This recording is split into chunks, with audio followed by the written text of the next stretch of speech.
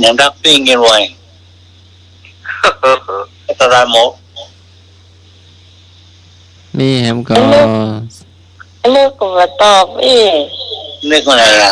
มาคำเดือดแท้มาหาลูกเทพแหลมสิงห์อันไม่ส่งไม่ไหนสามกลาง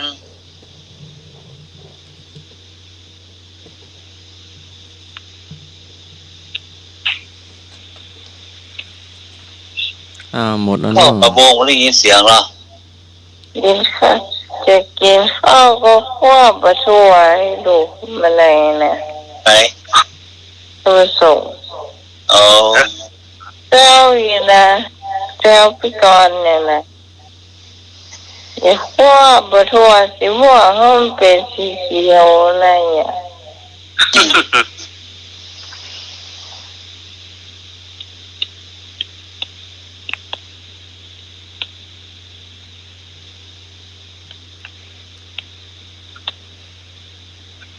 เฉลยอริยสัจสี่แปลว่าความจริงอันประเสริฐกอไก่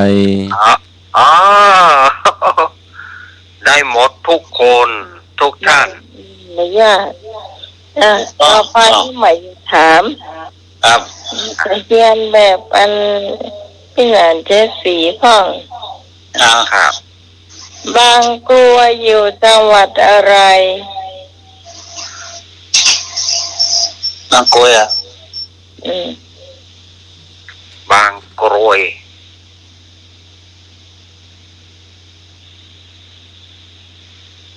เพลงเพลงนี่ดังเลยสามบางกรวยอยู่กรุงเทพ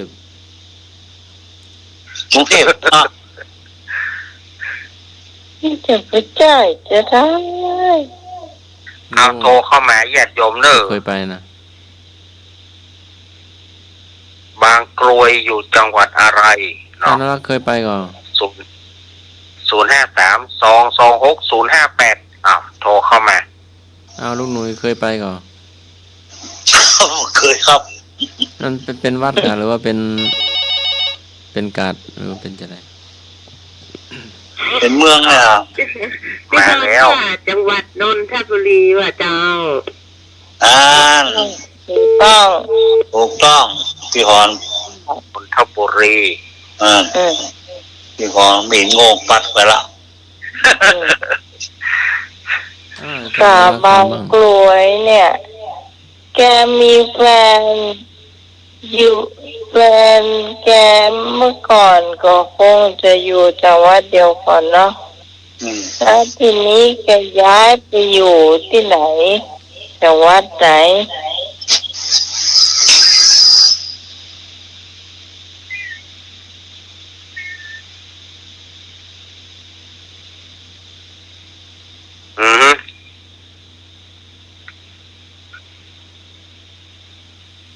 ว่าจะได้ตาบางกรวยไปร่ำรวยอยู่วัดบางกรวยจันทบุรีก็จันทบุรีเนาะขอปทุมธานีขอสมุทรปราการรอสมุทรสงครามโยมโทรมาเนาะ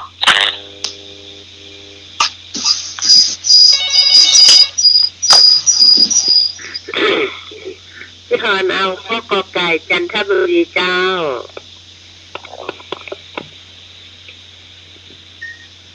ยังไม่ได้เตือนเจ้าก็ให้เหรอพี่กรโทรเข้ามาเลยเจ้าพี่พรตอบกอไก่จันทบุรีได้เลย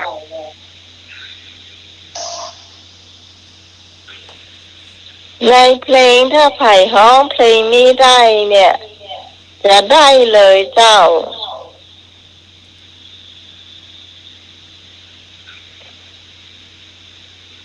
โดนจัง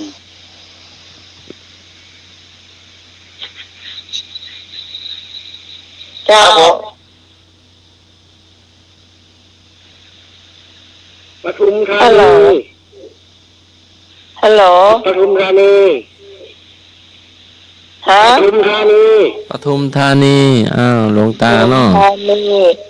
ไผ่นี่ไผ่นี่ไผ่ หล ต วง อบ ตากิจเนาะ หลวงตาเหรอ เอกอะ เพราะว่าเสียงแกจมมากอะเสียงแกจม เอกว่าอันไผ่ตอบตะกี้ให้ตัดไผ่ตอบตะกี้เจ้าพ่อมากำเหรอ เขาว่า มัน เสียง ไม่ได้ยินชัดเลย เสียงมันจม เสียงมันบ่ออกเนาะ อืม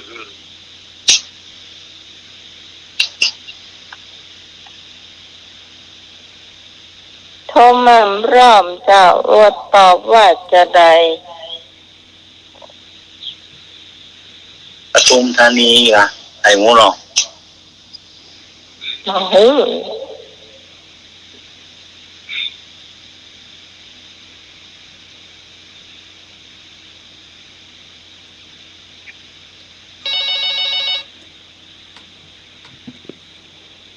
ฮัลโหล เจ้า ปทุมธานี พี่พรน่ะ เอาปทุมธานีแล้วตะกี้บักเก้จี้นะพี่ก็หาโทรมาแต่เดียวเนี่ย ตะกี้เสียงผู้ชาย เสียงผู้ชายไอ้ เจ้า จ้า เจ้าเดี๋ยวขออนุญาตก่อนเนาะเดี๋ยวไปเก็บท้องเนาะ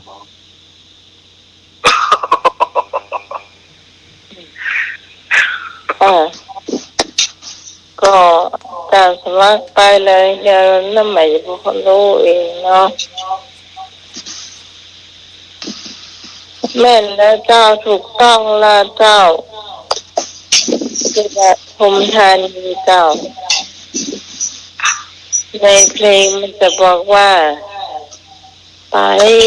เป็นหนุ่มประทมธานี เออ ก็ดีขายที่ดินรวยรวยที่คงมีแฟนไว้ทิ้งผ้าบางกลวยให้ใส่เสื้อกา โอ้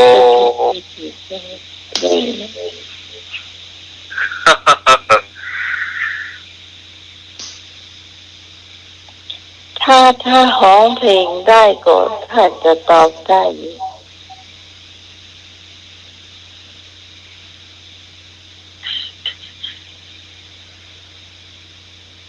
เจ้าจันทบุรีนะพี่ฮอนไอ้ที่น่าจะเป็นเสียเอกนะเนาะ น่าจะแม่น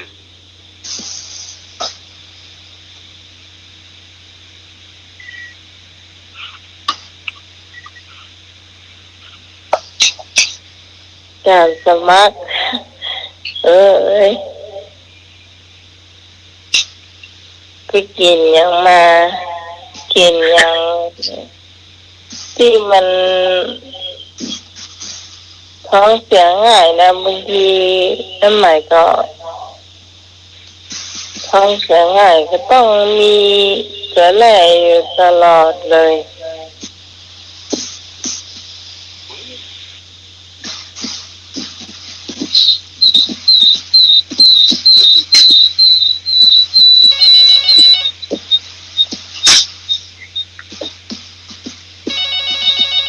จะต้องโทรเตือเจ้ามันมีไผห้าบเจ้าจะต้องโทรเจ้ามันมีไผห้าบสายคุณผู้ฟังที่โทรมาเจ้าบ่ต้องโทรเจ้ามันบ่มีไผห้าบสายอันนี้คงหิวใจกับเจ้า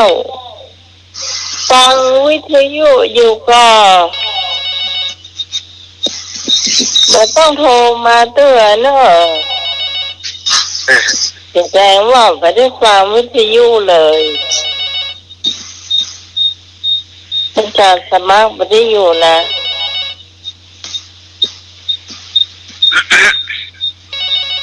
ไม่ต้องโทรมาเตือนเจ้า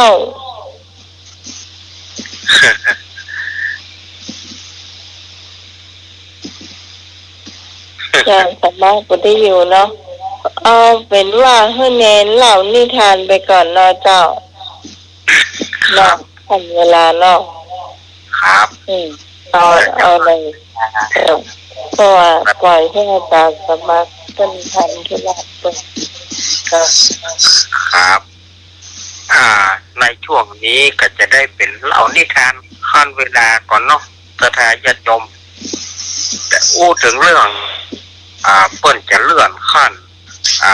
เลื่อนสัญญาบัตรพัดยกก่อนใน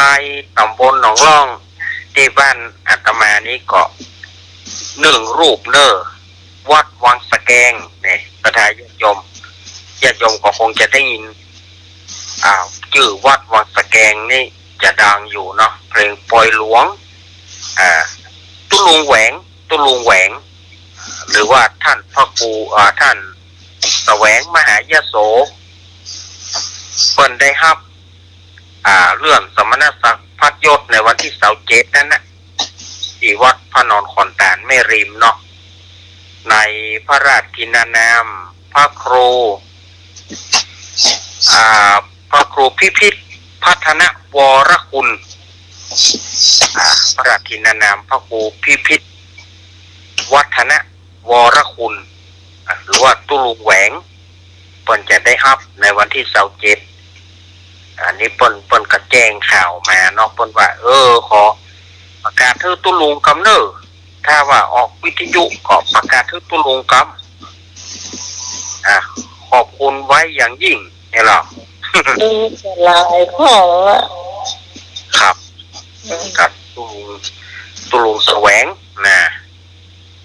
ตุลุงแหวงวัดวังสะแกงตำบลหนองร่องอำเภอเวียงหนองร่องจังหวัดลำพูนเนี่ยปีนี้เพิ่นได้รับลูก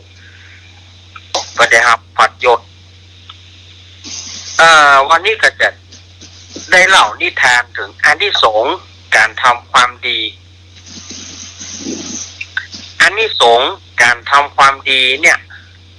มีเรื่องเล่ามาว่า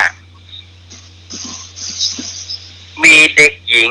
ผู้กตัญญูคนหนึ่งชื่อว่าเด็กหญิงมุทิตาเด็กหญิงมุทิตาเนี่ยเจ้าขึ้นมาก็ต้องไปรับจ้างเก็บผักรับจ้างเก็บผักแกบอกว่าจะเป็นอย่างตั้งเหนือเขานี่เนาะผักป้อมใบหอมอย่างต่างๆเก็บผักแคบผักปังปะแปบพ่อก็ได้มาก็รวบรวมเอาไปขายให้แม่กาในกาเด็กหญิงมุทิตาเนี่ยก็เป็นประจำก็เอาผักต่างๆไปขายแต่บางทีแม่กาก็จ้างบอกว่าอันนี้วันนี้ได้เกินกิโลเนอะวันนี้ได้กิโลเนอะถ้าวันไหนได้กิโลเนี่ยเด็กหญิงมุทิตาก็จะพอใจเพราะว่าได้ถึง30 บาทแต่ถ้าว่าวันไหนพักเซาะพักมาได้เกินกิโลก็จะได้แค่15 บาทแต่ว่าเด็กหญิงมุทิตาเนี่ยก็บอกเปิ้นก็บอกว่าอย่างเนาะผมไม่เหนื่อยเนอะสลมเดี๋ยวเปิ้นก็ไป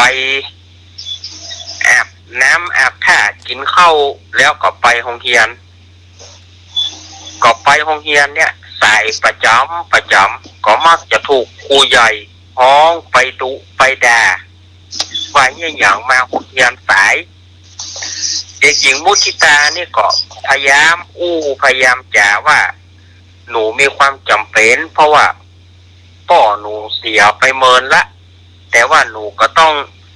ดูแลแม่และก็น้องซึ่ง ครั้งนี้น้องก็ซ้ำมาป่วยแถม แต่ก็ถูกครูใหญ่ และครูประจำชั้นก็บอกว่าบาเจือหาว่าโกหกหาว่าขี้จุอย่างอันอย่างอี้ถ้าอีกครั้งหนึ่งเนี่ยเธอจะต้องโดนทำโทษนะครูใหญ่และครูประจำชั้นก็มากจะว่าแต่เด็กหญิงมุทิตานี่ก็ลากสะอื้นไว้ในใจเนาะใจความอดทนอย่างยิ่งนะสะอื้นไว้ในใจแต่ก็มาวันหนึ่งเนี่ยน้องก็ล้มป่วยแม่ก็พอมีเงินจะพาน้องไปรักษาเด็กหญิงมุทิตานี่ก็ต้องป้องมาป้อนเข้าให้น้องเนาะอาบน้ำบางทีก็ป้องมาดูแลปฐมพยาบาลเท่าที่จะทำได้แต่อาการของน้องเนี่ยก็มีกระสมสุดลงไปเรื่อยๆทำให้แม่ก็บาดเจ็บเนี่ยได้พ่อบ่มีเงินจะไปรักษาน้องเด็กหญิงมุทิตาก็พยายามไปหายาตามมีตามเกิดนั่นนะบางทีก็แปะยาเปิ้นพ่องอย่างพ่องเอกะเนาะกะว่าได้ก็จะมาใส่เปิ้นเอกะถ้าได้กะพักกันอย่างก็สตางค์มาใส่เปิ้นที่ยืมเปิ้นมาซื้อยาให้น้องวันนี้ก็เหมือนกันวันนี้เด็กหญิงมุทิตาตื่นแต่ตี 4หุงข้าวเสร็จเรียบร้อยก็ไปเก็บผักวันนี้ได้ผักน้อยแม่กาเอาไปให้แม่กาก็จ้างมุทิตาเฮ้ยมินี่เกินกิโลเนอะของตัวได้เกินกิโลเนอะก็ได้15 บาทเมื่อได้15 บาทก็ปีกมาหาข้าวให้แม่หาข้าวให้น้องกินแล้วก็ไปโรงเรียนพอไปโรงเรียนเปิ้นพอเข้าแถวหมดละเปิ้นเคารพธงชาติหมดละครูใหญ่ขอว่ามุทิตามานี่เธอนี่อย่างชอบมาโรงเรียนขวายมุทิตานี่ก็เล่าทุกฟังว่าน้องก็บ่สบายแล้วเปิ้นใส่ชุดลูกเสือเนี่ยเปิ้นมีชุดยุวกชาติเปิ้นมีชุดลูกเสือใส่นี่อย่างเธอบ่ใส่มาเด็กหญิงมุทิตาก็บอกว่าหนูยากจนหนูบ่มีเงินจะซื้อแล้วยังบ่ขอพ่อยังบ่ขอแม่ล่ะบ่ขอพ่อแม่ล่ะแสดงว่าเธอเนี่ยโกหกครูแม่นก่อเอาวันพรุ่งนี้เป็นวันเด็กแห่งชาติเธอจะต้องใส่มาถ้าอย่างไรเธอก็ต้องไปขอแม่เธอซื้อถ้าวันพรุ่งเนี่ยมางานวันเด็กแห่งชาติบ่มีชุดยุวกชาติบ่มีชุดลูกเสือวันจันทร์เธอหันดีแน่เธอจะโดนทำโทษเด็กหญิงมุทิตาก็บอกว่าจะลองขอแม่พอเผื่อแม่จะได้หาเงินซื้อพ่องพ่อบ้านก็จะถูกครูทำโทษเอกะพอเลิกโรงเรียนแล้ว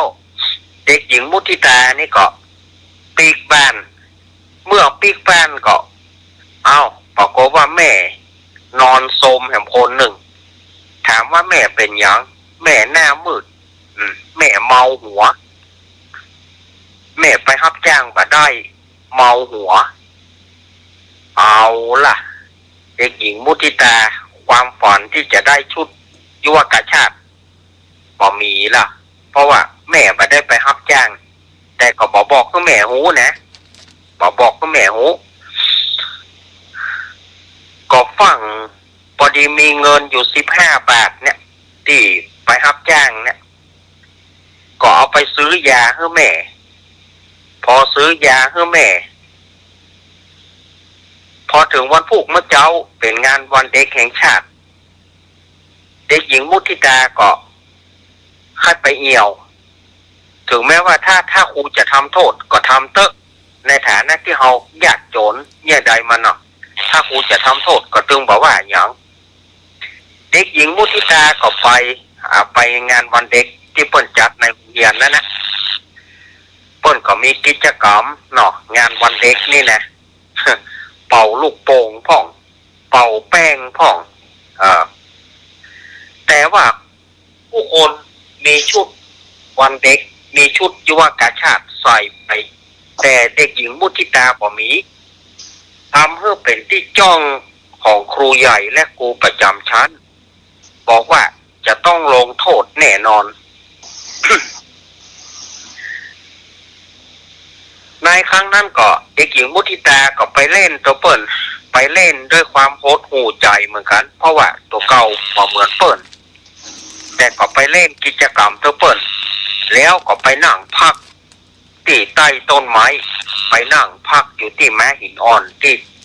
ใต้ต้นไม้ในขณะที่เด็กหญิงมุทิตาเนี่ยกำลังนั่งพักผ่อนอยู่กืดไอ้อย่างไปพางๆนั่นน่ะทันใดนั่นก็ไปหันใส่สร้อยคอเป็นสร้อยคอทองคำพร้อมพระเหลี่ยมทอง2 องค์ลูกโอแสดงว่าเจ้าของนี่จะต้องมีเป็นผู้มีอันจะกินนะเนาะใส่สร้อยคอทองคำน้ำหนักตะไดปะหัวแล้วก็มีพระเหลี่ยมทองทั้ง2 องค์ก่อนดูเด็กหญิงมุทิตาก็แม่นก่อนนี่แม่นของแท้ก็เอามาพอเมื่อเอามาพอแล้วก็หันว่าเป็นสร้อยคอทองคำจริงแล้วกับพระเหลี่ยมทองจริงเด็กหญิงมุทิตาก็เกิดความชั่ววูบกรรมหนึ่งบอกว่าโอ้พอดีแม่เฮาก็ป่วยน้องเฮาก็ป่วยถ้าเฮาจะเอาไปขายก็คงก็มีไผหูไผหันดีละเฮาจะเอาไปขายเพื่อจะเอาเงินมายารักษาแม่รักษาน้องพอเฮาเอาสร้อยคอนี่ใส่กระเป๋าแล้วเฮาก็จะลักล้อมแล่มออกไปทางหลังประตูหลังโรงเรียนอันนี้กึดไว้นะในทันใดนั้นในใจของมุทิตาเนี่ยในใจ2 ฝ่ายเนี่ยก็ตอบโต้กันฝ่ายหนึ่งก็บอกว่าเอาไปเลยมุทิตาเอาไปเลยบ่มีภัยหันเอาไปเถอะเธอจงเอาไปขายเพื่อเอาเงินไปรักษาแม่และน้องของเธอเอาไปเลยแต่ใจแถมฝ่ายนะก็บอกว่าอย่านะมุทิตาจะไปเอาไปถ้าเกิดว่าเปิ้นยับได้เนี่ยเธอจะเดือดร้อนนะเธอจะไปได้เข้าโรงเรียนหลังนี้แถมเพราะว่ามีคนจ้องจะทำให้เธออยู่แล้วอย่าเอาไปคืนเจ้าของเหี้ยในใจแถมฝ่ายหนึ่งก็โต้มาเอาไปเลยมุทิตาเอาไปเลยเอาไปขายพอมีไผหูหันหันลอกหน้าเอาไปอย่านะจะไปเอาเปิ้นไปถ้าเปิ้นยับได้เธอจะแย่งได้เธอจะอายนะอันนี้ใจ2 ฝ่ายตอบโต้กันในที่สุดมุทิตาก็เอาไปคืนเจ้าของดีกว่าเอาไปให้ครูใหญ่ประกาศดีกว่ามุทิตานี่ก็ตัดใจแต่ก่อนในใจแห่งฝ่ายนึงก็เด็กโง่ของอ้อยเข้าปากยางอยู่แล้วยังว่าจะเอาไปให้เจ้าของอยู่ช่างโง่เหลือเกินใจแถมฝ่ายนึกว่าดีแล้วมุทิตาเธอทำดีแล้วเอาไปคืนเถอะเอาไปคืนเด็กหญิงมุทิตาก็เอาไปให้ครูใหญ่ประกาศครูใหญ่ก็เข้ามาบอกว่าเนี่ยอย่างมุทิตานี่อย่างครูกำลังจะประกาศครูกำลังจะมีการละเล่นเนี่ยนี่อย่างเธอต้องมาคัดจังว่าอันอย่างเธอนี่ช่างงั้นบอกมีมารยาทนะขนาดชุดยุวกาชาติก็บอกมีไฟ แล้วก็ยังมารบกวนครูแถมแต่มุทิตาก็บอกว่าครูขาฟังหนูก่อนที่หนูมาวันที่หนูมาเนี่ยไม่ได้มารบกวนอย่างครูใหญ่หรอกค่ะแต่ว่าหนูเก็บสร้อยคอทองคำแล้วก็พระเหลี่ยมทองได้หนูก็บอกว่าเป็นของไผหนูก็เลยจะเอามาให้ครูใหญ่ประกาศหาเจ้าของค่ะจริงเหรอครูใหญ่เข้าไปพอก็หันเด็กหญิงมุทิตานี่ก็เอายื่นให้กับครูใหญ่ก็เป็นสร้อยคอทองคำกับพระเหลี่ยมทองแต่ลูกก็เลยประกาศหาเจ้าของเมื่อประกาศหาเจ้าของกำเดียวด้านก็บอกว่ามีเจ้าของสร้อยคอทองคำเนี่ยก็เข้ามาแสดงตัวนำเอาบัตรประชาชนนำเอาหลักฐานมาขอรับคืนแล้วก็ได้มอบเงินให้กับเด็กหญิงมุทิตาเนี่ย 3,000 บาทเพื่อตอบแทนความดีแล้วก็ตั้งในอำเภอรอดจนถึงข้าราชการต่างๆก็เข้ามาแสดงความดีใจกับเด็กหญิงมุทิตาแล้วก็ตั้งอำเภอก็มอบเพื่อแถม 2,000 เป็น 5,000 แล้วก็ส่วนต่างๆประชาชนที่เปิดมาแถมก็เข้ามอบรางวัลเป็นสินน้ำใจให้กับเด็กดี4 โรงเรียนจนกระทั่งว่าเด็กหญิงมุทิตาเนี่ยฮับแทบบ่ไหวในที่สุดครูใหญ่ก็ต้องมาฮับครูใหญ่ก็ต้องเป็นภาระฮับเพื่อแล้วก็บอกขอโทษขอโพยเด็กหญิงมุทิตาตัวเมื่อปิ๊กแม่ก็มาเล่าให้แม่ฟังแม่ก็บอกว่าโอ้มุทิตาเฮ้ยถ้าเจ้าเอาไปขายโดยที่ว่าป๋ามาคืนป๋าไปคืนเปิ้นดีบดีเจ้าก็อาจจะอายเกิดเปิ้นยับได้จะแย่งใดจะได้ออกจากโรงเรียนนี้ดีแล้วลูกในที่สุดทางอำเภอเปิ้นก็มาตรวจตราแล้วเปิ้นก็มาแปลงบ้านเพื่อแถมใหม่แล้วพาน้องไปรักษาจนหายอันนี้ก็คือคุณงามความดีของเด็กหญิงมุทิตาเนาะที่อาตมาเอามาเล่านี่นะพอตอนกลางคืนเด็กหญิงมุทิตานี่ก็ไปซองพอดาวแล้วก็ไหว้บอกว่า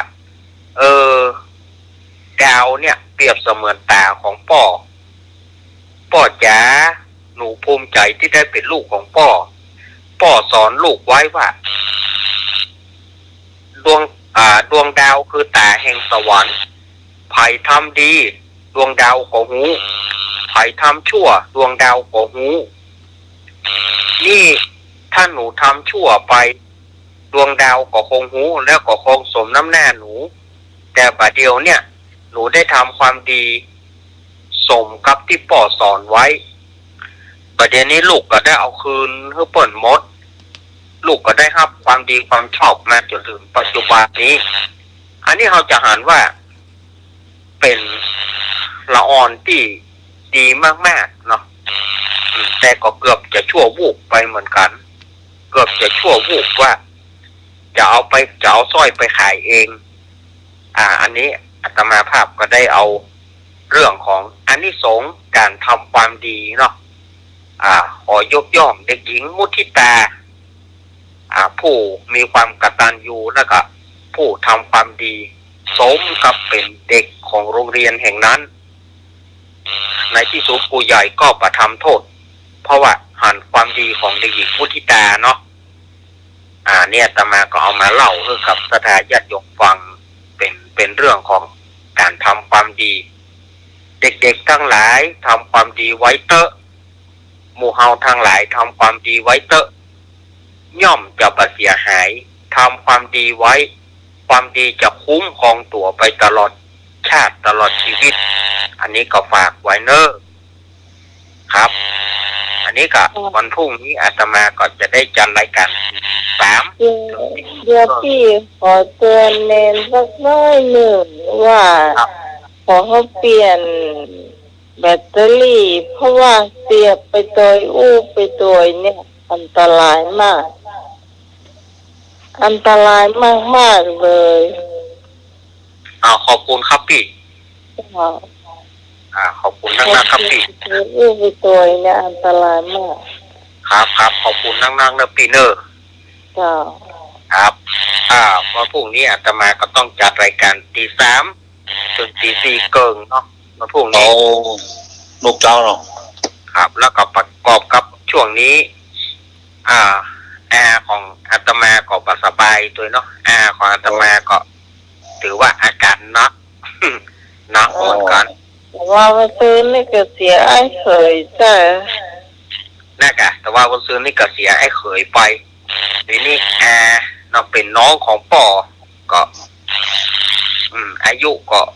90ละโอ้สาธุ90ละแล้วก็เปิดก็ป่วยประเดี๋ยวนี้ก็โรคชราเนาะถ้าอู้ถึงก็โรคชราถ้าวันพรุ่งนี้ถ้าว่าบ่ได้ยินเสียงอาตมาก็แสดงว่าอาตมาบ่ได้เข้าถ้าหากว่าเปิ้นเป็นอย่างไปก็แสดงว่าเอาอู้กันไว้นี่ก่อนเนาะถ้าว่าเปิ้นยังบ่เป็นอย่างก็จะได้จัดอยู่แต่ถ้าว่าเปิ้นเกิดล่วงลับดับผ่านไปก็คงจะบ่ได้จัดเนอะวันพรุ่งอันนี้บอกกันไว้ก่อนเนอะสถาญาติโยมเนอะ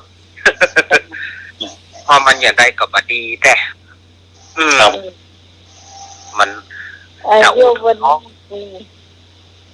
น้องของป่อนี่ก็เหลือทำ2แต่อันน่ะน้องของป่อนี่เหลือทำ2อายุ98นี่สูงยอดละเนาะครับเพราะป่อของอาตมานี่อายุเพิ่นได้63เมื่อเพิ่นเสียไป29ปีแล้วเพิ่นเสียเนาะครับและนี่น้องเพิ่นก็มาป่วยนักถ้าวันพรุ่งนี้ถ้าว่าบ่ได้ยินเสียงก็จะได้ว่า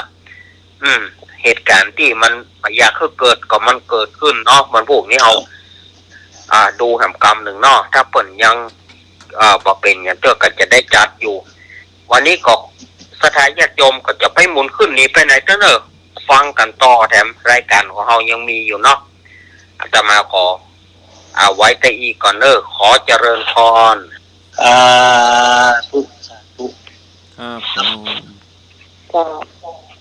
ไปฮับพี่พรมาวันนี้จะมีอาหารการกินกันไปครับสาวบางกรวยมา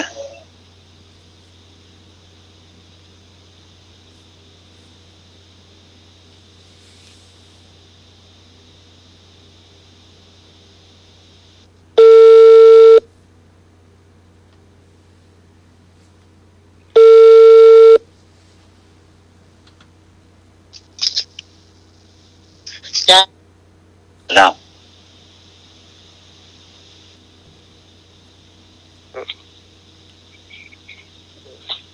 จ้าครับผมจ้าสวัสดีเจ้าครับ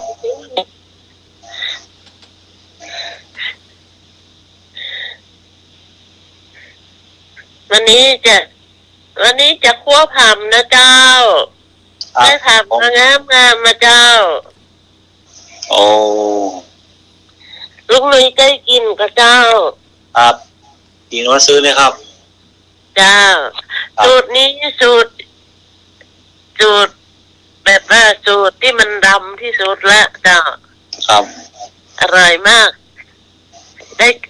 รับคำรับรองจากหลายๆคนเนาะทำมือจิ้มแล้วโอ้อันนี้ลำนี่นะจ๊ะ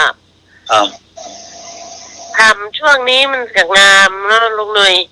เขียวเป็นสีเขียวมรกตเลยนะเจ้าต้นจะเลี้ยงใน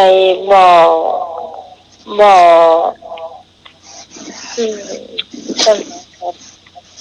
อย่างน้ำบ่อเนี่ยพี่พรบ่อซีเมนต์นะครับมีกระเดียวสะอาดเลยจ้ามันมีกับกระเล่เจ้าแม่นกก็ซื้อมาบ่อยโอ้โหเขาชอบกินเนาะ อบกินแม่ก็ซื้อมาบ่อยซื้อเหมือนกันละต้องกิน เปิ้นเปิ้นใส่ครับ จ้ามันมีจุเครื่องปรุง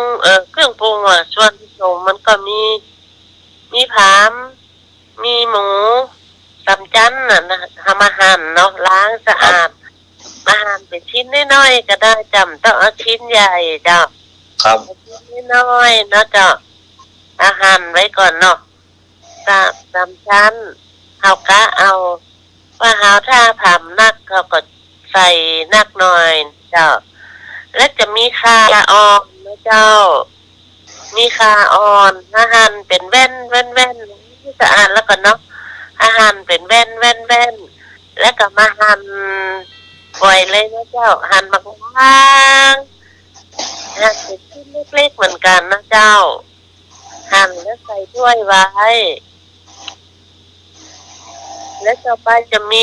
ใบมะกรูดเจ้าเอามาใบมะกรูดมาสัก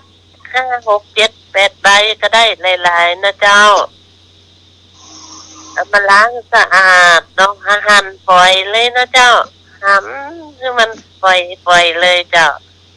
แล้วก็ใส่ถ้วยไว้เนาะเจ้ามาทำพริกแกงก็มีถ้าใส่ตะไคร้สักหัวเจ้าเอาข่าแต่แบบต้องใส่ขมิ้นละเจ้าจะมีกลิ่นมันไม่ให้ตะได้เจ้าถ้าคั่วผำนี่นะทำแบบใส่ขมิ้นละนะก็หั่นตะไคร้ใส่หัวข่า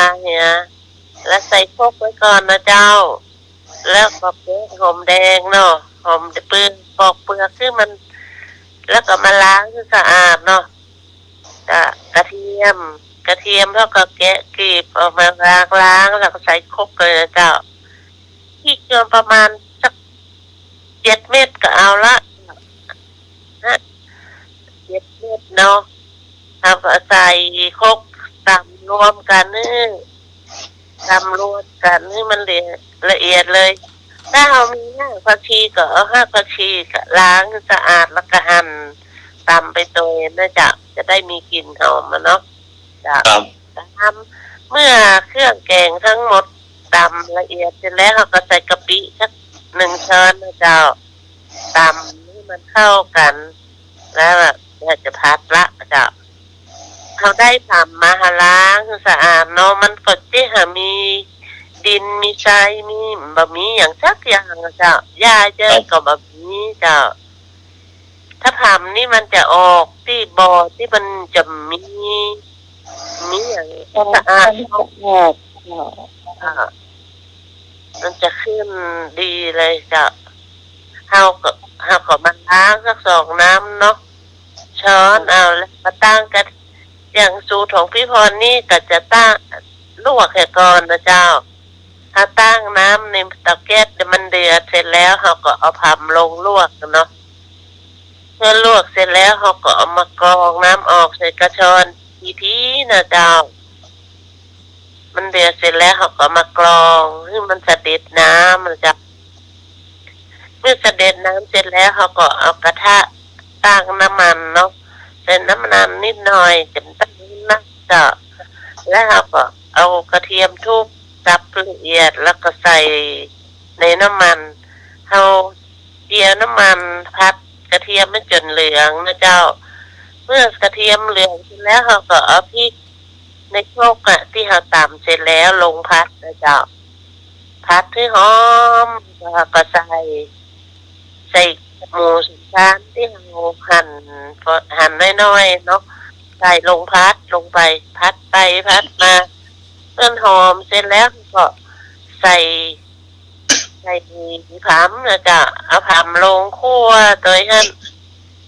พัดไปพัดมาพอกะว่านี่ละจะเติมถ้าใส่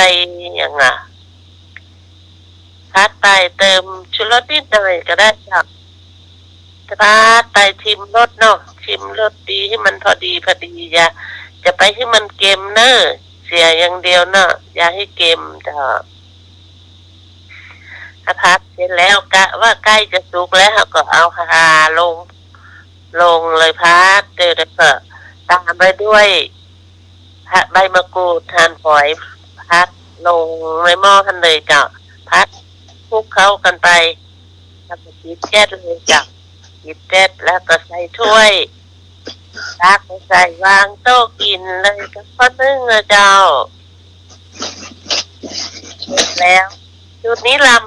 ำ คณะคนเมืองลีชมเลยเจ้า โบราณกา จ้าอันไม่อุ้ยจ้ะเขาพัดใส่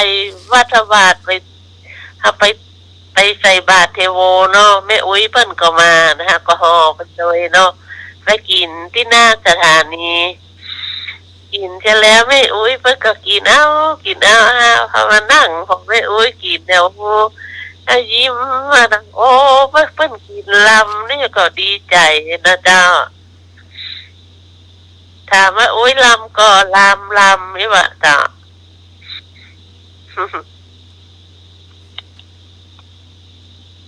ว่าคนที่เที่ยวบดีมีต้องกินหัวเผา จ้า ลำดีจ้ะ มันนะ ลำนี่มันมีนักนะเจ้า กับมันนะล จ้า ำดีครับดีหลายอย่างครับ ย่ำเขียม ถ้าเนี่ยนะลุงหน่อยเฮาก็ต้องใส่หมูก็ได้จ้า ครับ ต้องใส่หมูอะถ้าพัดนี่มันเป็นลำละจ้ะ ครับ ใส่นี่จ้า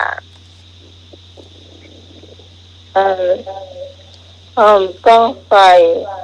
ถ้ามันเกมเนี่ยเดี๋ยวจะมองแม่น้องใหม่ทอดไข่ให้แมลงนะตัวปลาตัวให้ยายทอดไข่ให้ป้าใหม่เต็มปีเลยกินแทบไม่ได้ตะวันให้หัว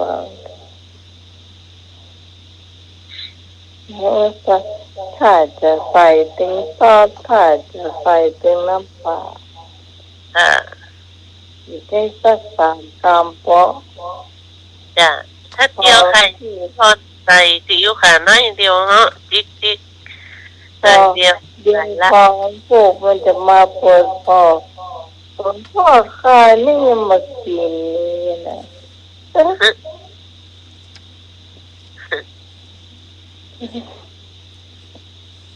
ถ้ายำไก่เขามากินนะกินแล้วมันเมาหัวเฮ้ย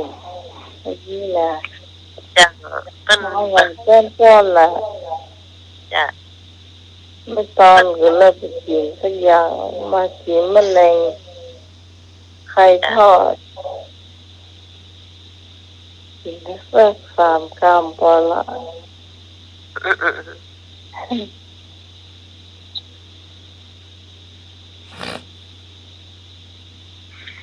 จะต้มมาม่าก็ขี้ค้าน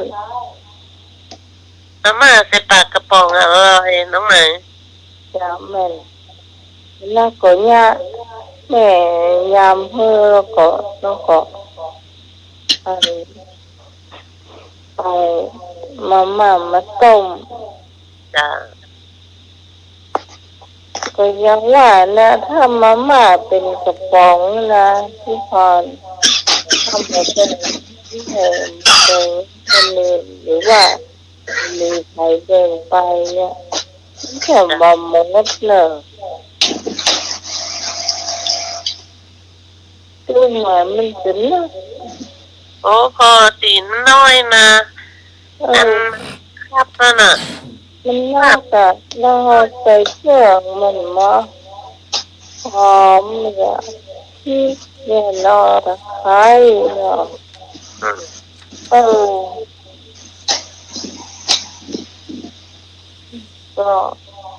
ว่ามันก็ได้อยู่เอามาใส่ตึงมาม่าโอ้ จ จ้ะ เอามากินมาเสี่ยง เอาผามใส่ได้ลำละมาม่าเนี่ย ไอ้ ล ยั อง ง ไง ดูให้เราอยากบ่อยาก เนาะต้มมาม่าผามใส่หน่อยได้ลำละ มัน ซื้อมาอันเราก็ไม่ซื้อมาค่ะพวกผมแล้วก็มาม่าต้ม ใส่กินเอาว่ามากินเนาะ เลิศค่ะเสือ นั่นจ้ะ พวกแปรถึงมาใกล้ทีละ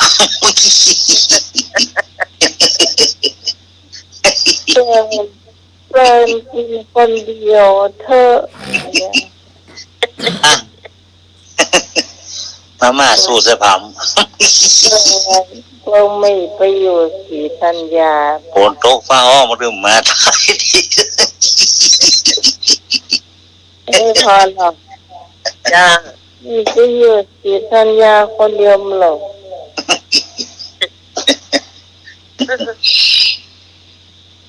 โอ้แท้ละไม่พอเนาะเข้าท่าพอเนาะตาโย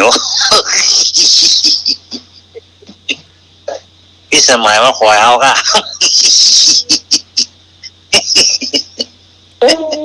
ไอ้ลากคอยเพื่อนตามาดี เป็นเกียนใจแต่ ๆเนี่ยมาแม่ไม่ก็ผอม ถ้าผมต้องใส่น้ำนั่งกันเลย เอาเนาะ ใส่น้ บอกบอกเมื่อแม่นะเนาะ ำต้มผักมันสุกเลยก่อน เขาถ่า ต้มน้อยอ่ะ ครับ ใส่เชือก เพราะที่มันยากเนี่ยกะที่ร้อนเนี่ยเนี่ยกะเนี่ยเรียกว่าเอาควัดใส่มาแม่เนาะ จ้ะแล้วก่อนถ้าใส่มาม่าต้มยำกุ้งนะจ้ะ ครับที่พอยำแล้วเดี๋ยวเนี่ยยำลาแวอะไรอ่ะเนาะ จ้ะใส่จักรีใส่อย่างเงี้ย เนาะขายต้องมาขอยเลย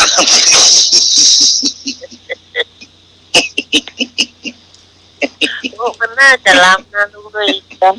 มัน ได้รำนะมันเนี่ย จ้ะ มันนะ ห้องเพลงนั่นแหละ มันนะเนาะ จ้ะ มีพัน จ้ะ จะได้ห้องเพลง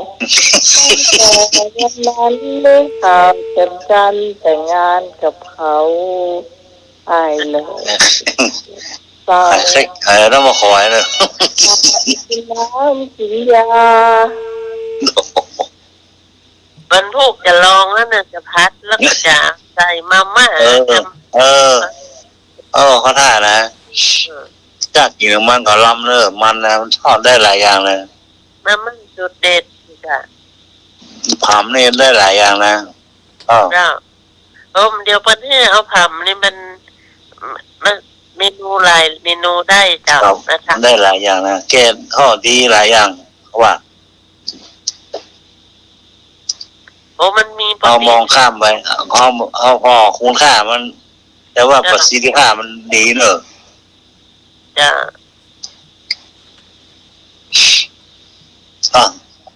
กินดีนะ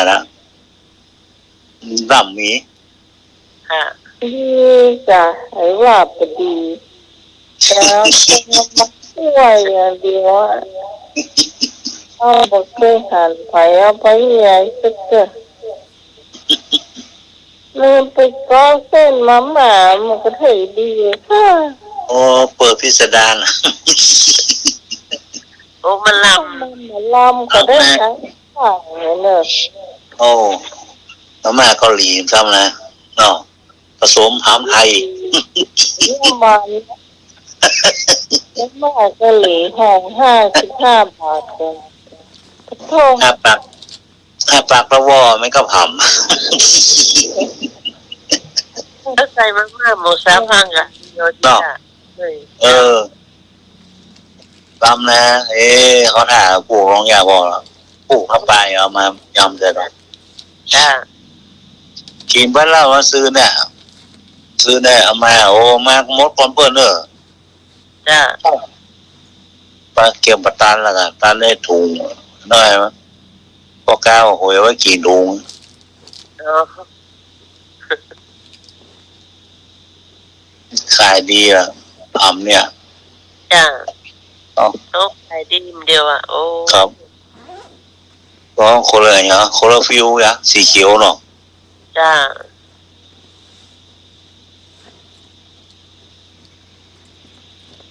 แต่ก่อนนึงสกปรกเนาะเดี๋ยวนี้มันสะอาดเป็นเรื่ สะอาดละ น้ำสกปรกนี่มันจะขึ้นน้องไหม เออ จะขึ้นเลย ก่อนก่อนน้ำใสหรอน้ำห้องเบืองอ่ะเนาะ จ้า ก่อนน้ำใส เดี๋ยวนี้ มันใสอ่ะ ข้าวหมอกนี่นะ ก่อนปลาซิวปลาน้อยปลานิดมันถึงต่อมลูกมาหรอกเนาะ จำเดี๋ยวมันมีบดินใหญ่มันจะออกฮะ เดี๋ยวเป็นเรื่องละ จ้า ที่ตั้งไหนก็เป็นเรื่องหลายบ่อเลยฮอน10 กว่าบ่อนะ จ้า คือถ้าบ่อนั้นนักเขาก็ขยายแค่บ่อแค่พักมันไปอย่างเงี้ยทางไป เวแห่เวเนาะ เลยขนาดนี้ จ้า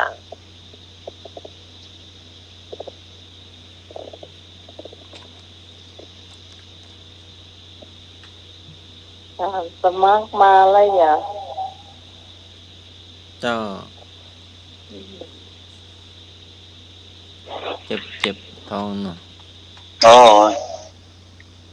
เจ็บต้องอยู่อาจารย์ 10 รอบแล้วมั้ง อ๋อ กิน กิ เก น ลื ได้ อ เปล่า เจ้า จะแรกอะ แก้ปวดเนาะ แค่ปวด กิ ท้ น องอะ เกลือ แล้ว ก็ โหยอ่ะคือโหยอ่ะคือนะ ถ้าเกลือผสมน้ำอ่ะใส่น้ำตาลเห็ดหน่อยก็ได้แล้วจะแร่จ้า เกลือ เกลือเกลือป่นนะเกลือป่นกับน้ำตาลหน่อยก็ค่อยจิ้มนะครับดื่มบึกๆเลย จริงกับ จะ สังกระต่ายบิน โพส กั แล้ น วยังหน่อย หมดแล้วครับแค่แล้วครับ จ้า ครับ มีจานสมัครมีน้ำผึ้งหรือเปล่า เจ้า มีน้ำผึ้งมีน้ำผึ้งก็เอาใส่ผ แล้วมี สม มี กั ที่ บ สำนักงานเนอะ ฮะ มีที่สำนักงาน นั่นเตอะมีคนตีคนตานี่ใหญ่เอา เกลือป่นน้อยน้ำตาลน้อยศูนย์นะครับใส่น้ำร้อนคนจ้าๆค่อยจิ้มครับ จิบกำไรเนาะ ครับ จนจ้า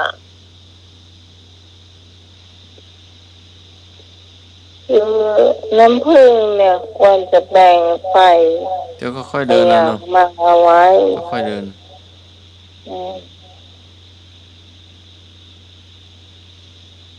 จำเป็นมาจะได้กินบ้าง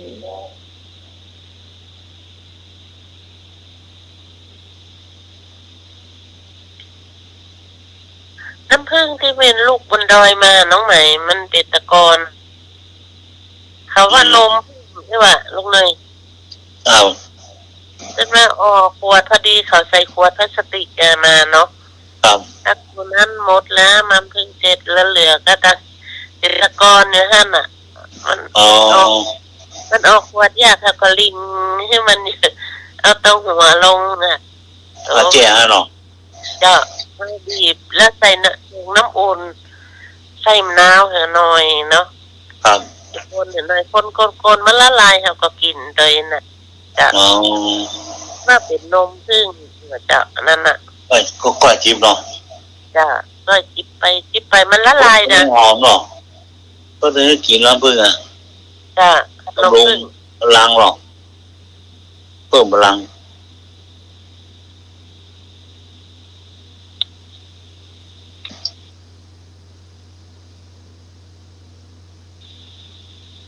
คนแบบสบายนะเพื่อนนะครับพึ่งใส่ปากครับ แต่บนดอยมันเห็นไหลมามันใสลงเลย เนาะ น้ำผึ้งนะ แต่เรา จะน้ำมิ้นเนี่ยก็ลงหน่อย แม่น มันใส ครับ จ้ะ เออ น้ำผึ้ง แม่น มันใส แม่นแม่น ลงเลย แม่น มันใส แม่น มันใส แม่น มันใส แม่น มากับเจ้าไม้ดูดีก่อนเจ้าเหมือนเรียวมันของมันเนี่ยตั้งกาขาวเนี่ยน้ำตาลไม่ใหญ่อะแล้วผม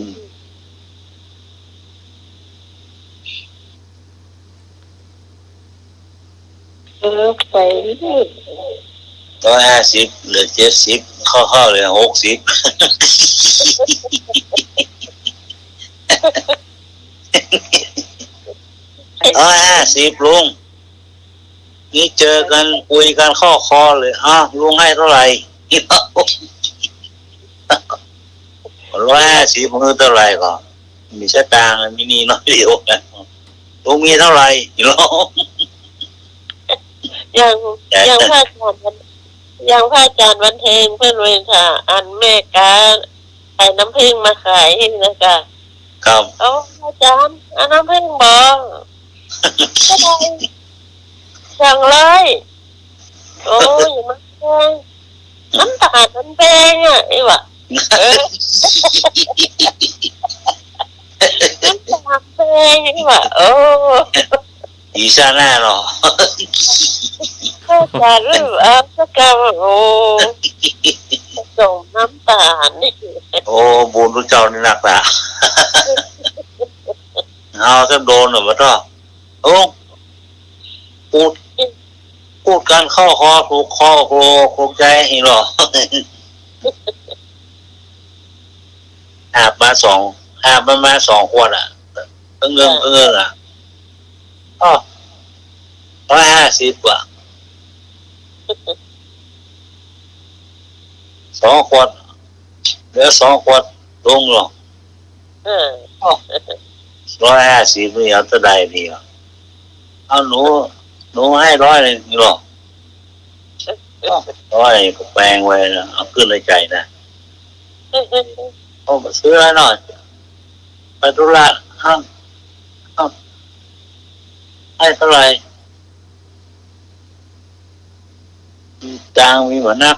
นี่ไปซื้อข้าวกินบ่เดี๋ยวกี่บาทอ่ะเอา50แล้วกันเดี๋ยว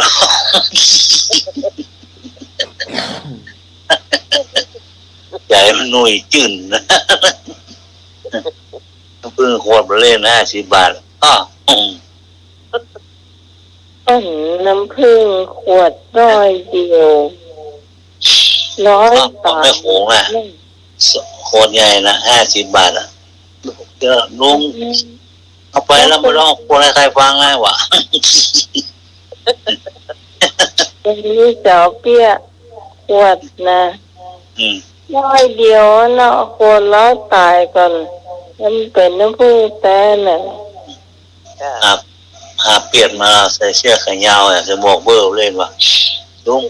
หนูให้พิเศษนะลุงไปคุยให้ใครฟังนะมันจะเสียราคาลุงอีปลอม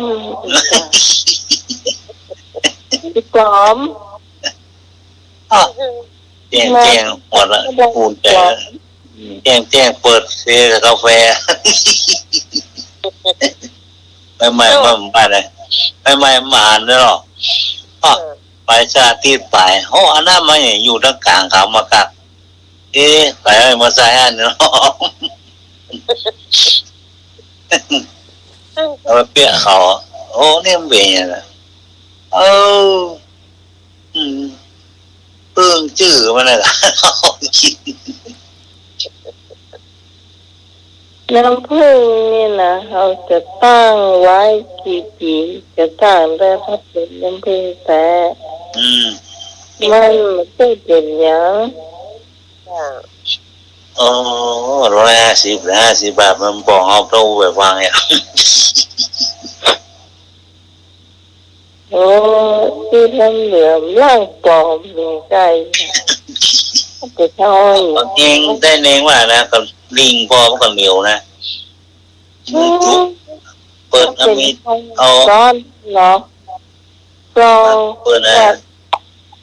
มาเปิดขวดแล้วมาตอกเนี่ยมาตอกแตะเนื้อตีหมอเนี่ยมันเหนียวนะถ้าวิธีที่จะพิสูจน์เนี่ยเป็น5 หยดใส่กระดาษทิชชู่ อ๋อมันมีนะคะ บอกกระดาษตกกลม ตอนได้เป็นติดไปอ่ะกินถึงวันพระเจ้าออกกาแฟอ่ะ น้ำพริกพรนี่มันที่เพิ่งเต็มมันอ่ะ อ๋อ ที่พอน้ำ เมื่อก่อนเราจะได้จากผู้ครูขมูล อืม เขาขมูลหมดก็เลยได้ขออาจารย์สมัครมาขวดหนึ่งเมื่อละหมดลำหูก็เอาไป อืม แล้วก็ เรียบร้อยลำหู มีนะคะค่ะแสดงผลแล้วกัน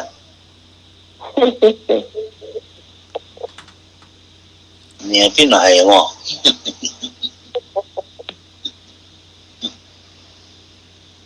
ไปถ้าไปวัดโสภณารามเนี่ยได้มาตลอดคุณว่านี่เพื่อนนี่มันไม่ได้เพิ่งแต่นะมันแต่งคนเดียว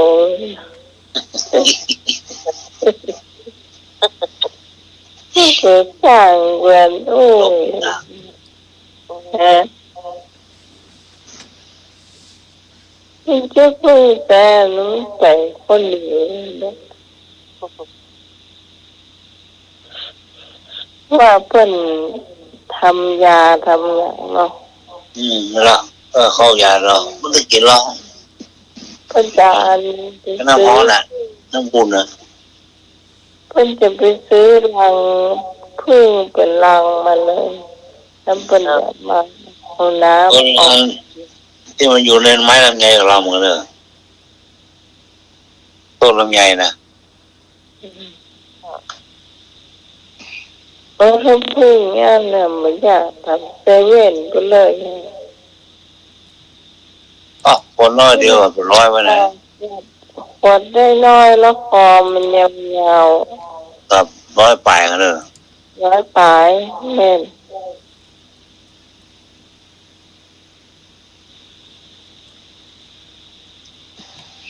แต่สมัครรักปิ้ง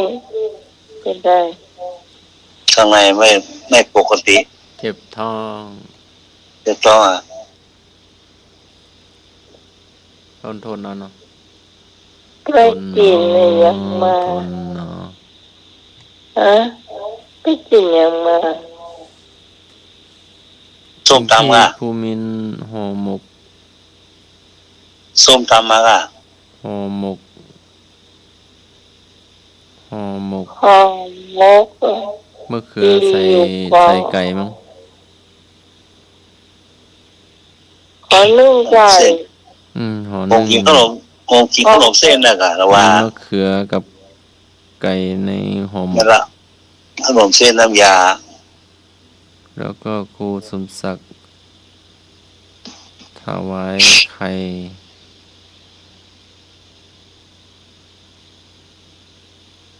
แล้วก็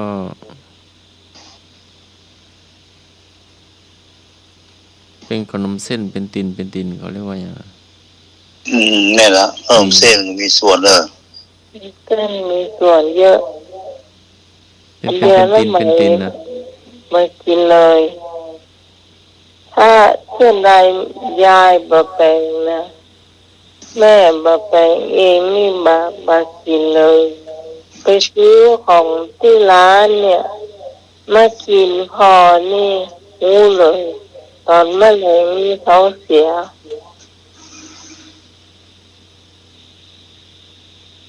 ไม่รู้ไม่เกี่ยวมั้ง แน่น หรือว่าไม่รู้ ใกล้เกี่ยวกันขนมจีนนะแน่ฮอน แปลงเองหรือเปล่าล่ะ ก็สาบ้านใส่บาตรนะ อ๋อ เรียบร้อยอัน มันพวกพี่พรแบ่งน้ำขนมเส้น ยั มัน ก็ จะ สั่นเหมือนกันนะครับ น้ำเงี้ยวอ่ะ เอาบางเงี้ยวน้ำเมงน้ำกะทิ น้ำยาเนาะเอ้ยน้ำเขียวหวาน ถูก มันพูดวันเกิดน้องกวางน่าจะไปว่าโลกมลีเนาะ อยู่ดีมีสุขเนอะกวางเนอะไม่เจอ พอดีอ้ายมัน เดิน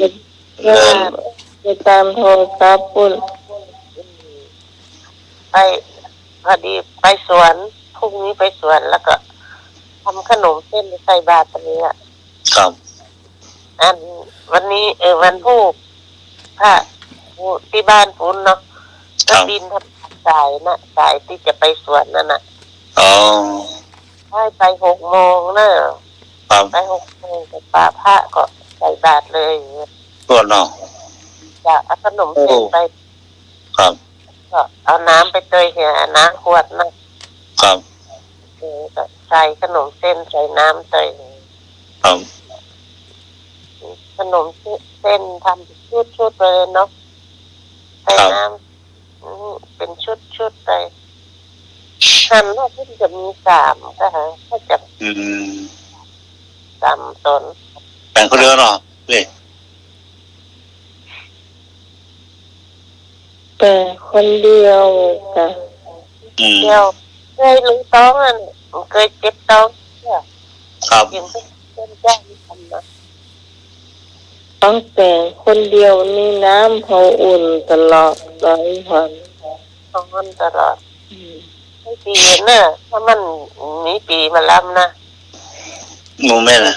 ปีนี้แค่หรอกแค่เจ็บท้องรูท้อง มันก็มีส่วนได้มี แค่ พวก แค่เจ็บท้องแค่รูท้องเลยปีนี้นะ ก็ ครับมาแก้กันหรอก อาหารอ้ายเป็นซื้อนึ่งแดงมาให้แต่ ครับ แต่จะลวกเป็นนึ่งแดงอ่ะ ครับ มันก็ป้อมไม่หอมมาซื้อมาเซ็ตอ่ะ คนตะกอนเพิ่นหูอ่ะเนาะคนข้าวกอบ่หูหรอก จ้ะ ผมเส้นซอยปีเป็นซอยนะ จ้ะซอยปี แก้กันได้เนาะ อาจจะอันนะก็จ้ะ ครับเอามันถึงลำได้ไงเอาพบเข็มลงคอมาละ ลำดอก ว่าเพิ่นซอยเป็นปล่อยเนาะ จ้ะใส่อันนั้นใส่ไป ครับ เพื่อนน้องที่อยู่เพชรบุรีแกบอกว่า ก็ เออเรากินขนมจีนนะต้องกินทีละ4 จานนะฮะเห็นไหมกินไม่เงินทุก4 จานคือว่าจะถามมันเนี่ยเนาะคิดดูเขาใส่ให้เราตับเดียวไรนะคนไปขนมจีนเนี่ยมันตับเดียวแล้วทีนี้เขาใส่พักมันมีพักกะหล่ำดองเนาะหรือกะหล่ำซอยแล้วก็กาดดอง เกลียว กาดน้องแล้วก็กระทั่ว กระทั่วมี แล้วถั่วงอกแต่บอกว่ามีปีซอย แม่ แล้วบอกว่ามีบะแตง ครับ บะแตงที่คูณเป็นปล่อยเส้นมาใส่จะเต็มจาน โอ้ อาจารย์คิดดูมันจะอิ่มได้ยังไง ไปเที่ยวนางป้องไหมครับมีเนาะ นี่ก็เจ้า มีเนาะ ถ้าไปนี่เจ้า เอานางป้องกู้ได้เนาะ เจ้า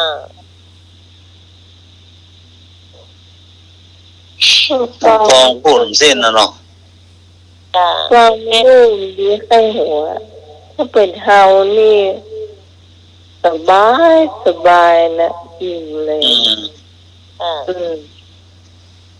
แต่มันถ้าพักใต้ที่ก็ว่าไปแล้วนี่ก็พัก 2 ชั่วโมงขยะกันหมดเลย แม่น จับเดียวหรอก น้อยเดียวกับบางอันยังแต่เมียบ่ล่ะ แล้วก็กี่สี่จับก็กระตา กินนั่นมันล้ำ ทาน ขนมเส้นมันต้องอันตื้นอ่ะคือมันจักว่าเส้นน่ะล ก็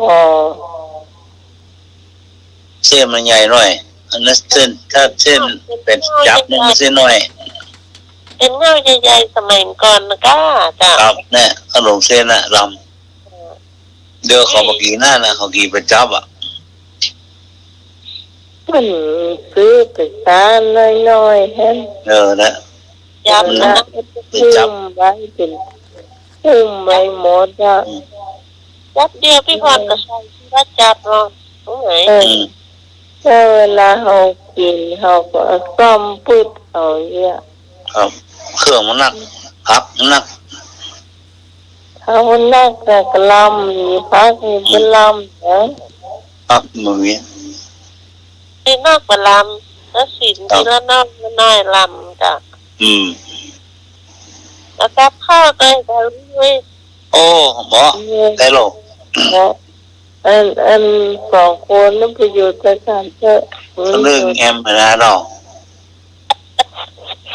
เนี่ยวิทยาการได้อยู่แต่น้ำได้น้ำกิน อีกขนมเส้นเขาเรื่องเนี่ยมันเรื่องครอบกันมาตั้งแต่ดั้งเดิมแล้วหรอกเนาะ อันนี้มันคู่นะ ปลาโรงเรียนเนี่ยมันเรื่องมีเราขนมเส้นจานสาวแห่เขาเรื่องสาวแห่แล้วเขาเข้าหมดของขนมเส้น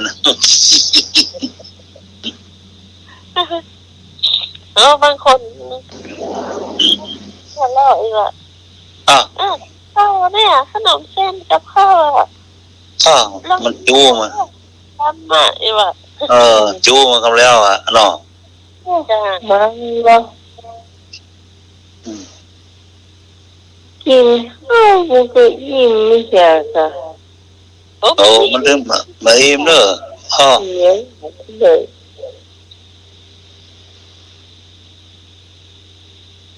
มันมีทุกอย่างไหน ขวบเข็บปักพูดไปพูดมาเข้าใส่หน่อย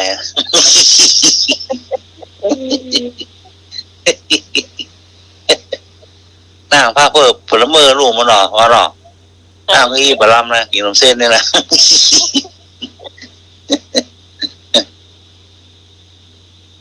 โอ้ถวายแว่น มันมีอยู่ปีหนึ่งหรอแม่แล้วก็พ่อแล้วก็น้องสาวหอยนะไปกบปีหนึ่งวัดไปโจเนาะ ครับ ถ้าภาพคนเลี้ยงก๋วยเตี๋ยวนะถ้ากับว่ามีโต๊ะให้ถ้าให้กินอย่างใหญ่ ต้องชอบเลือกกินนะจ๊ะ นั่งเปิดเมื่อลูกมากอ่ะ มีส เยอะไหม มัยก่อนนั่นเป็นมีม้านั่งน้อยๆตรงไหนมีโต๊ะน้อยๆโต๊ะตำเนี่ย ใช่ กล้องเลยอ่ะ ชอบ กล้องไม้เลยอ่ะอ๋อ จ้ะดอกไม้ นั่งกล้องไม้เลย จ้ะ อันนี้มันจะมีเก้าอี้ภาพอย่างนั้นนะน่ะเป็นนั่งของแพงมาแล้วก็พวกจะเสิร์ฟก๋วยเตี๋ยวที่เขาว่าแม่ก็บอกกินเลยนี่ล้ำเหลือแล้วมันจะมีโต๊ะฮะกินหนึ่งได้ไม่กินทั้งนอก มันงง ใหญ่ครับ มันงงกินยาก ก็ว่าไม่โต๊ะมีไหนหมด เมื่อก่อนมีโต๊ะโต๊ะแล้วมีถาดพักเกลียวกลางนั่นน่ะ แม่น เวลาจะกินก็มันมีม้ายาวๆเนาะ แม่นละ เรียงกันท่านเนี่ย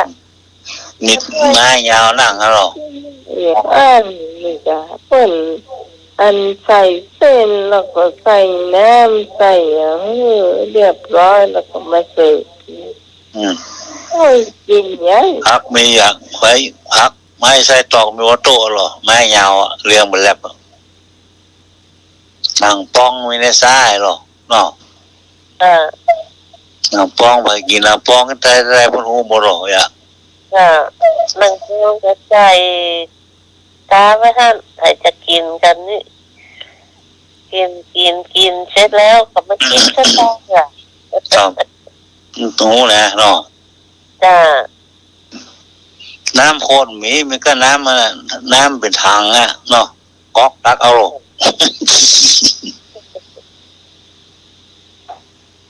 แล้วมีอีกมาแม่เล่าให้ฟังต้องกินไปจะให้เนี่ยตามถ้วยมากิน ตีเงียนไม่ได้นะกะเนาะ ถ้วยมันจะเจอถ้วยใหญ่เนาะก็ต้องเป็น เส้นหน้ามันแงงกี่หรออ๋อ ก๋วยเตี๋ยวน้ำซาบีถ้ามันคว่ำใส่ตัวเฮาเนาะ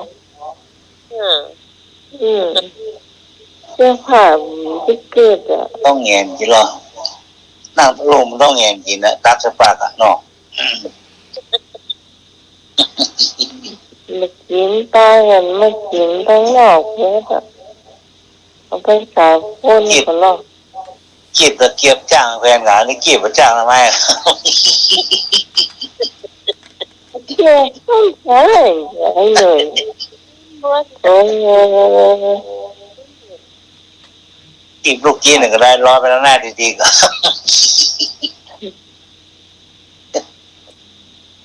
เอามือนี่เอาหัวนี่เอามือนี่จีหนีบกระดาษเก็บแล้วก็ซุกกระดาษเก็บแล้ว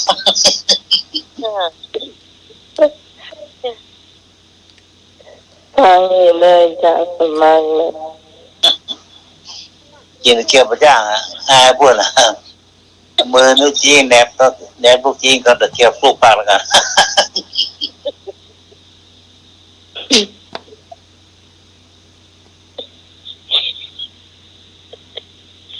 นี่กินก๋วยเตี๋ยวไปท่า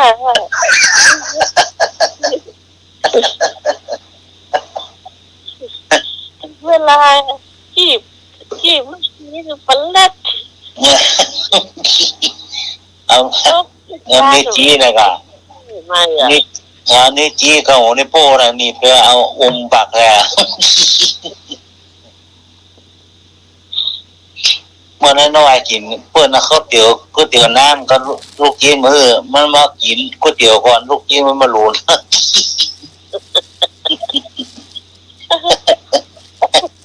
กินจะจำได้ป่ะจำได้ป่ะมันกินก๋วยเตี๋ยวเสี่ยงหรือก็ลูกจีนหรือกินล่าก่อน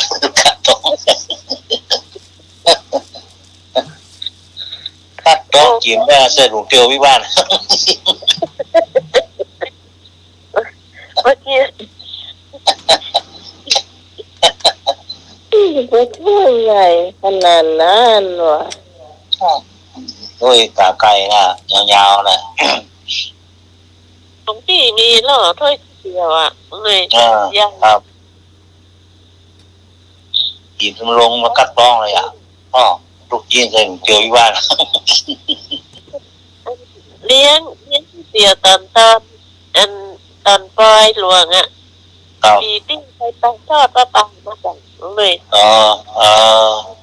เลี้ยงเดียวอ่ะบางคนกินตามถ้วยก็มีนะบอกว่ากินตามสบายเลยเอาลวกใส่ขั้นเจ้า รู้จ้างเนาะ จ้าสันโดซีช่วยกันอ่ะได้กินเลยรู้จ้างอ่ะจ้า ของฟรีมาแล้วอ่ะลงทานได้ยาวเนาะ ไม่ใช่ตรงทางเลยบ้านพี่ขอนก็มีปล่อยหลวง แค่ทำเรื่องอ่ะเนาะ ท น่ะจ้ะ เรื่องบ้านอะไรอย่างเนาะ จ้ะ เพิ่นไม่เอาบ้านหอมตั้งกับเรื่องของเพื่อนเนาะเนาะ ฟังเอาคนตามเข้าก่อนเนาะเพื่อลูกลาดเขาเห็นไปเขาตั้งหน้าบ้านเขาเข้ากัน โอ้อีเขามาเขาเข้าพร้อมกับเขาก็ดีล่ะแล้วก็ มาฮับพรกันหรอ จะเข้าที่ เนี่ยบอกกันโคตานบ้านน้องใหม่วันนี้ค่ะ โคตานที่เพิ่นเอาตาล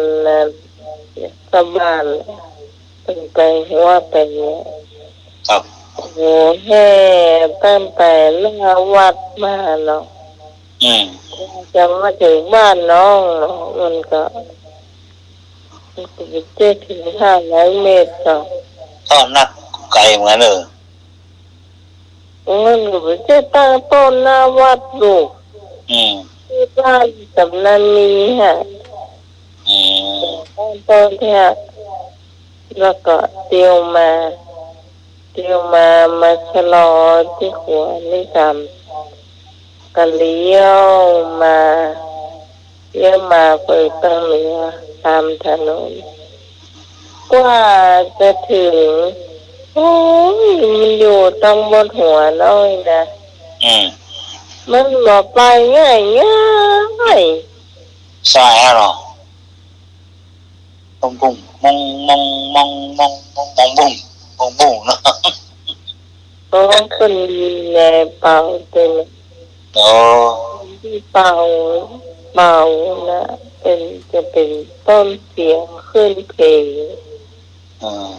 มีฉาบเนาะมี ของนี่ม่วนมันมี3อย่างนะมีมองมีสาครับกล่องนะเข้ากันนะแล้วก็ ข้อมันตบข้อกันยังไก่โจรกันนี่ก็ นี่เป็นเห็นอย่างนี้แล้วก็ เลือกกี่โมงเลย อย่างนี้เกือบ2 ทุ่มอ่ะ โอ้ยาวเนาะ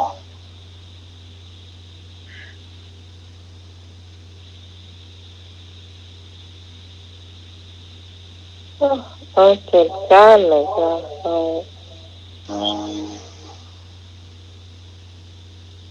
กินก็มาแม่ก็พามา มากิน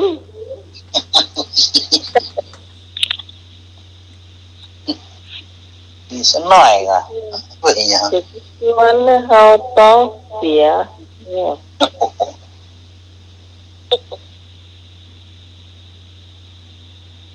วันนั้นเขากินเลยยาว ตอนแข็งอะไรคออะไรอย่างปลูกคอเนาะคอแห้งๆเราไม่อ่อนใส่ข้าใส่หม้อข้าอ่อนนะเนาะ ก็แห้งอ่ะจ้ะใส่ชาเป็นกูเรียงมาจ้ะ ครับเปียเนาะครับแล้วมือนอนโคตรโอ้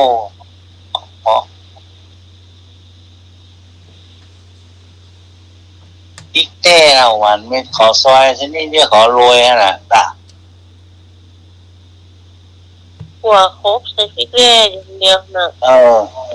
แต่เขาจะเดียวแก่ไงทัน ครับ คิดแต่หนุ่ม โดนหลายอันแล้วนะแก้ขอรวยนะ